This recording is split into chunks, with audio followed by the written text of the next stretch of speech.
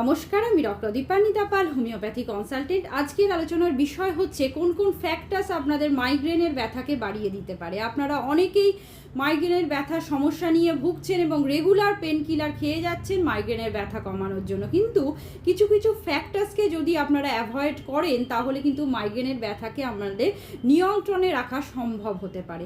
Number 1 হচ্ছে অবশ্যই আপনারা পর্যাপ্ত ঘুমান, কারণ এখনকার যুগে বেশিরভাগ ক্ষেত্রে ঘুম অনেকটা লেটে হচ্ছে, ঘুম পর্যাপ্ত হচ্ছে না, তার ফলে কিন্তু মাইগ্রেনের ব্যথা বেড়ে যেতে পারে।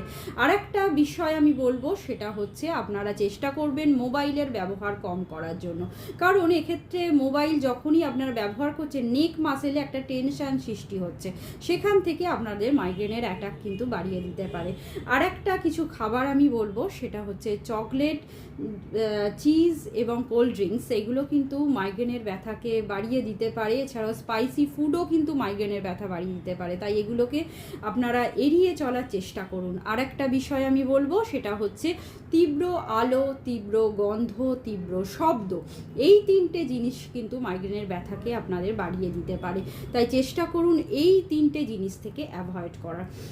আর একটা বিষয় আপনারা যেটা করবেন, সেটা হচ্ছে ব্রিথিং এক্সারসাইজ, মেডিটেশন, যোগা, এগুলোকে কিন্তু নিয়মিত প্র্যাকটিসের মধ্যে রাখুন, যার ফলে কিন্তু মাইগ্রেনের সমস্যাকে আপনারা অনেকটা কন্ট্রোলে রাখতে পারবেন। আর একটা অনেকের ক্ষেত্রে দেখা যাচ্ছে আপনারা যখনই কোলাহলে যাচ্ছেন সেখানে কিন্তু মাইগ্রেনের অ্যাটাকটা বেড়ে যাচ্ছে, এবং আপনাদের চেষ্টা করতে হবে একটু শান্ত পরিবেশে থাকার এবং মানসিক চাপ থেকে দূরে থাকার, কারণ এই মানসিক চাপও কিন্তু আপনাদের মাইগ্রেনের ব্যথাকে বাড়িয়ে দিতে পারে।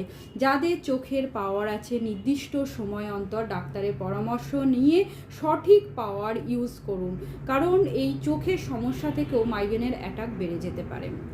এবার ধরুন না, মাইগ্রেনের অ্যাটাক হচ্ছে হঠাৎ, তখন সেটা কমানোর জন্য আপনারা কি করতে পারেন।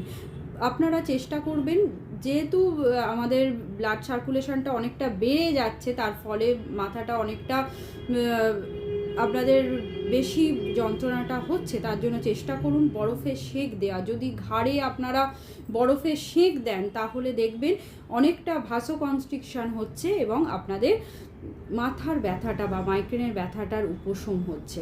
আর একটা অনেকের ক্ষেত্রে দেখা যাচ্ছে চা কফি খেলে অনেক সময় মাইগ্রেনের ব্যথাটা অনেকটা রিলিফ হয়, সেক্ষেত্রে আপনারা চেষ্টা করবেন যদি কমে সেক্ষেত্রে আপনারা সেই টাইমে চা বা কফি খেতে পারেন।